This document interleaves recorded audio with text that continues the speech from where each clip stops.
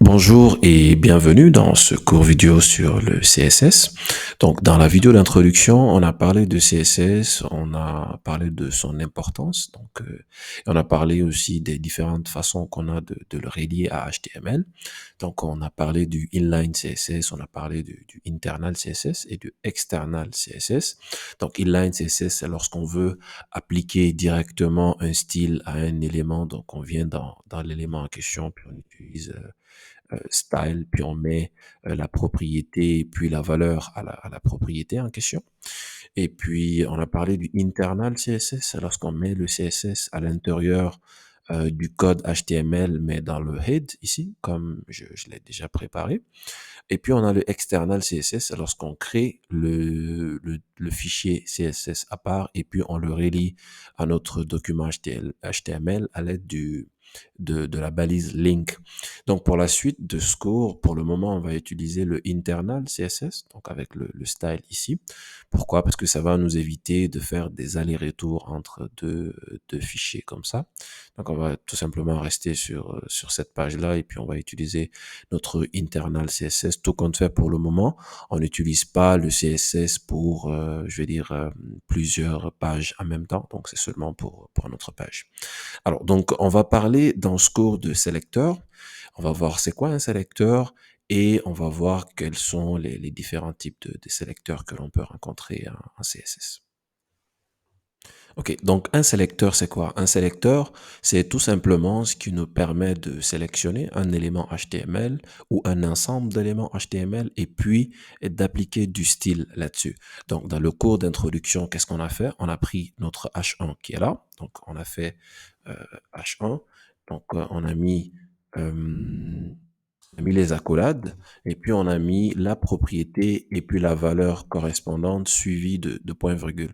Donc, notre première propriété qu'on a vue, c'était la couleur du texte, euh, color. OK? Donc, si vous remarquez, après la propriété, il y a deux points d'abord, puis on met la valeur de la propriété. Je vais juste choisir une couleur ici. Donc, on a cette possibilité-là. Je vais mettre aqua. OK? Puis on met le point virgule. Après le point virgule, on peut rajouter une autre propriété. Donc, on a vu quoi? On avait vu le text align. Alors, text align, on peut mettre, si on met center, donc du coup, ça le met le texte au centre. Alors, la couleur, elle n'est pas vraiment jolie à voir comme ça. On a la possibilité de venir sur la couleur, par exemple, et puis de faire la modification comme ça. On vient, par exemple, ici, on fait le choix de cette couleur-là. Je vais venir ici, cliquer sur ça. Et puis, la couleur a changé. Ben, c'est pas mal une couleur qui est proche de la noire.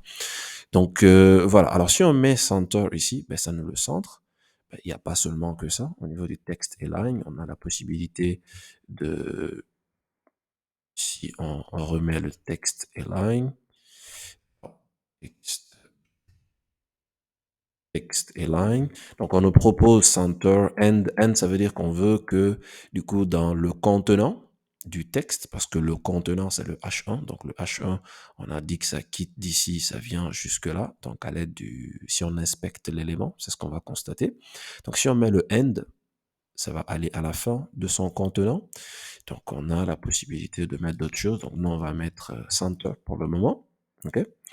Voilà. Donc ça, le H1, ici, c'est le sélecteur et c'est directement l'élément qu'on a pris. C'est l'élément H1 qu'on a pris et qu'on a mis ici. Donc on va voir qu'on a la possibilité d'utiliser autre chose. On a la possibilité d'utiliser l'ID, on a la possibilité d'utiliser aussi la classe et on a la possibilité d'utiliser aussi, vraiment, il y a pas mal de choses que l'on peut faire au niveau des sélecteurs. Il y a pas mal de choses à voir. On va pas tout voir dans cette vidéo. On va voir une partie et puis pour le reste, ce sera une découverte à travers les projets et puis du coup les exercices que on aura à faire ou que vous aurez à faire à votre niveau. Ok, donc à présent on va parler d'ID, on va parler de ID. Donc l'ID c'est quoi? C'est tout simplement un attribut donc auquel on donne une valeur et qui nous permet de sélectionner cet élément. D'accord? Donc si je viens dans notre H1, on a vu certains attributs tout au long du cours HTML par exemple. Donc si on met ID ici, on lui donne une valeur. Donc je vais mettre titre parce que H1 représente le titre principal de notre page et est unique. Donc je vais mettre titre, d'accord? Donc, si je mets titre, je peux sélectionner cet élément-là, comme on a vu à travers le H1, on peut le faire, mais aussi en utilisant le ID. On peut le faire. Donc, d'abord, on va dire quelque chose sur l'ID. L'ID est unique par page HTML. Ça veut dire que dans toute cette page HTML, tout le code qu'on va mettre à l'intérieur, faudrait pas qu'on retrouve un autre ID qui a pour valeur titre. Donc, l'ID est unique par page HTML. La deuxième chose, c'est que notre ID, on peut pas commencer le nom, la valeur de l'ID par exemple, un chiffre. C'est pas possible, ça ne se fait pas. On peut le faire, mais on peut l'ajouter, mais ça ne va pas fonctionner. Donc, faut pas le faire. Donc, on peut mettre des chiffres à l'intérieur, bien sûr, on peut mettre un 8, un 7, ou ce qu'on veut, mais au début, ça ne doit pas commencer par un chiffre. OK? Donc, comment est-ce qu'on va sélectionner cet élément-là? Donc, on va enlever le H1. Pour sélectionner un élément qui a un ID, si on veut prendre par l'ID, on fait quoi? On fait le dièse, ok? Et puis on met le nom de la valeur de notre ID. Donc, nous, c'est titre, d'accord? Et puis on fait notre accolade, ok? Donc, on va faire la même chose. On va mettre color. Alors, on va mettre la couleur bleue, par exemple. Ok, vous voyez que la couleur de ma première page web a changé. Tout de suite, quand on a utilisé le H1, ça marchait. Avec l'ID aussi, ça peut marcher. D'accord? Sauf que la différence, c'est quoi? C'est que au lieu de H1, si on a un H2 ici, si on a un H2 ici, disons qu'on a un autre H2, je vais mettre un autre H2 ici, ok, on va mettre deuxième, deuxième titre. Ok. Donc si je mets ici, au lieu de titre, si je mets H2, donc tous les H2 qu'on a sur notre page, dans notre code ici, vont respecter au fait la propriété et puis la valeur qu'on va mettre ici. Ok. Maintenant, si on veut choisir un seul H2, on a plusieurs façons de le faire, mais une façon de le faire, ce serait de le prendre par un ID. On lui donne par exemple un ID. Donc, on fait ici, comme on a dit, l'ID pour le sélectionneur, on fait le dièse, puis on met la valeur ou le nom de l'ID, donc titre. Si on fait ça, donc c'est seulement le premier H2 qui a été mis en couleur bleue. Pourquoi? Parce qu'on a précisé. Donc on a précisé, on est venu directement cibler l'élément qui a l'ID titre. Ok? Ok, donc pour les classes, comment ça marche? Donc pour l'ID, on a dit qu'il est unique. On peut pas avoir un ID titre et avoir quelque part dans notre code un autre élément qui a un ID titre. Donc on peut mettre le H2 qui est là, on peut lui mettre un autre ID, titre 2, d'accord? Donc pour le premier titre, je mets par exemple titre 1. Donc on va mettre ici titre 1. Donc après, on peut mettre titre 2. On peut mettre un autre titre 2. Titre 2. Voilà. On met euh, on met notre accolade. Donc, titre 2, on veut par exemple que cette fois-ci la couleur soit, je sais pas, rouge. Donc, on va mettre red. Voilà. Donc, le deuxième titre à la couleur rouge. Maintenant, disons que nous voulons sélectionner certains éléments de notre page pour leur donner certaines propriétés communes. D'accord? Donc, disons que notre P2 ici, on veut que la couleur je dis P2 plutôt de notre paragraphe, je veux que la couleur du texte de notre paragraphe soit la même couleur que le premier H2 qu'on a ici.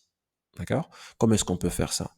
On peut pas leur donner le même ID, ce n'est pas possible parce que l'ID doit être unique. C'est là que rentrent en jeu les classes. Donc, on a la possibilité d'utiliser une classe. Donc, au lieu de ID ici, on va mettre classe. D'accord? Donc, on va lui donner la même valeur. Donc, on peut tout simplement copier ça. On vient dans notre paragraphe, on lui donne la même classe. Ok.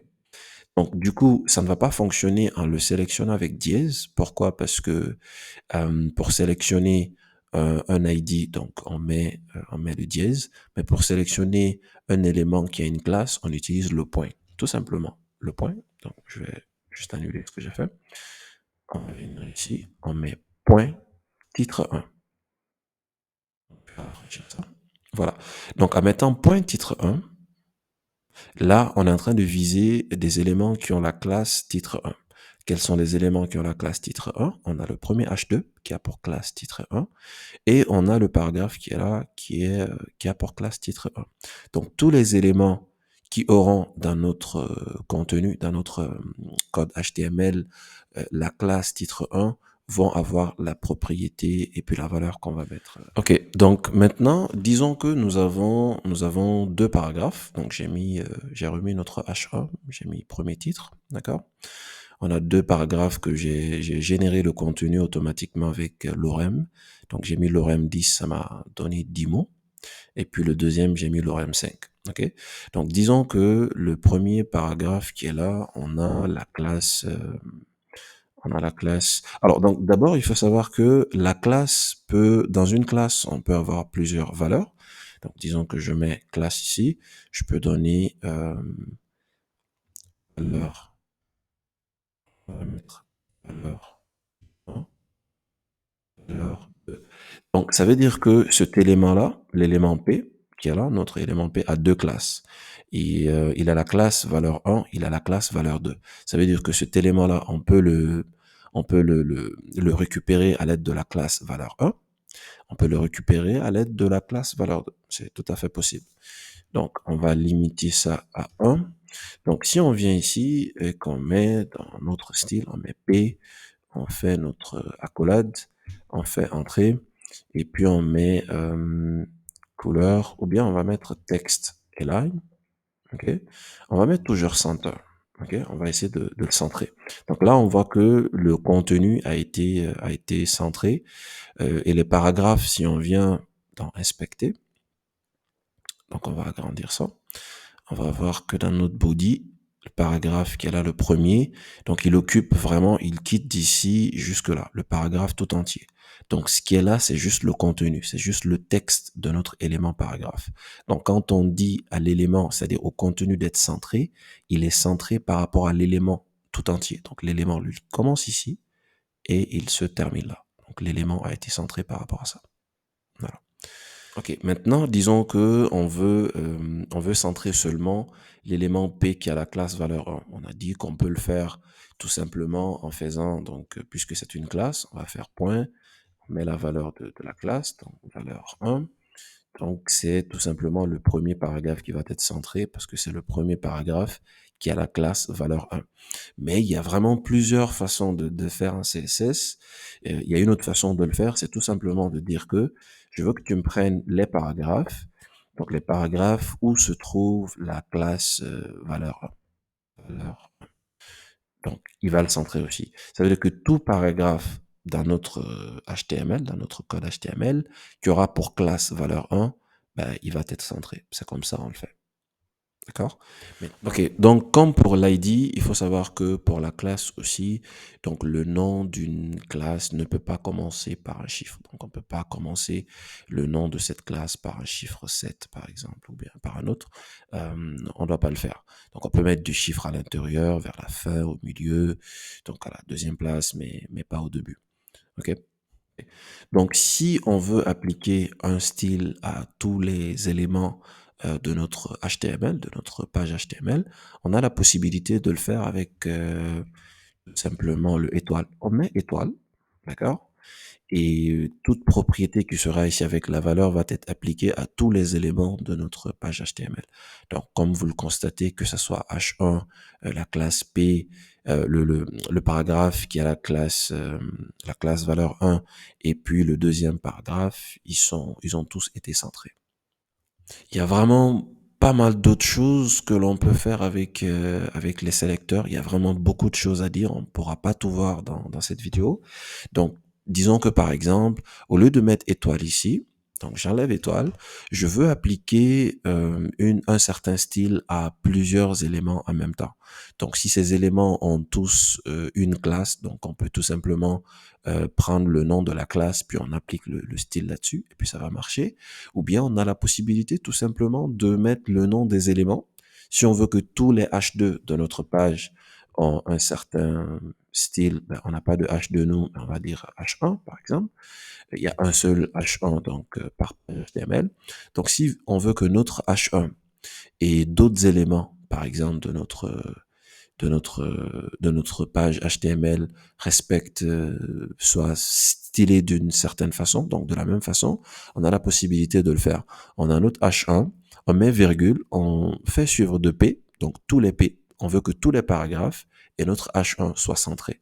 Donc, c'est ce que ça va nous donner. Donc, si je mets ici un H2, par exemple, je mets à l'intérieur du paragraphe, à l'intérieur du paragraphe, sortir de paragraphe. Ah. Donc si je mets ici H2 et que je mets euh, titre, 2 par exemple, donc lui il n'est pas centré tout simplement parce que on l'a pas mis ici. Donc si je veux que tous les H2, parce que si on met H2, il faut savoir que c'est tous les H2. Donc si on met ici H2, ça va être tous les H2. Nous on n'a qu'un seul H2, donc il va respecter, ou bien ils vont respecter les éléments qu'on a mis ici, vont respecter le style qu'on met à l'intérieur ici. Donc, il y a quelque chose que l'on va voir ben, dans le cours suivant. Ce sera le div, le conteneur div. Donc, div, ça veut dire division. Et c'est très important donc en HTML et en CSS et même avec Bootstrap. Ben, du coup, dans le développement web, c'est très important. Ça nous permet, comme le nom l'indique, division, ça nous permet de diviser en fait les éléments, de regrouper certains éléments que l'on peut avoir dans notre page HTML. Ça nous permet de diviser vraiment, mettre les éléments de notre page HTML en conteneur. Un conteneur, comme un conteneur, voilà, en plusieurs divisions. D'accord? Donc, si on met div, ok, qu'on va voir en détail par la suite, et que je mets dans notre div, je mets les éléments qu'on a ici, déjà. Oui, je vais mettre à l'intérieur. On va dire que ça, c'est une division. Cette division-là, on a les éléments qui sont, du coup, à l'intérieur. Je sais, joli. Je vais en mettre ça ici. Ok. Donc, disons que dans notre div, moi, je viens ici, je vais enlever ça. Je veux que dans notre div, les paragraphes qui se trouvent dans notre div, on a un seul div, donc ça va pas être difficile à faire. Tous les paragraphes qu'on a dans notre div soient centrés. Comment est-ce qu'on peut faire ça? On peut tout simplement mettre div, d'accord? On met le symbole supérieur et puis on met P. Si on fait ça, qu'est-ce que ça veut dire? Ça veut dire que je veux que dans notre div qui est là, tous les éléments P soient centrés. Parce que texte est là et center, donc ils vont être centrés. Ok?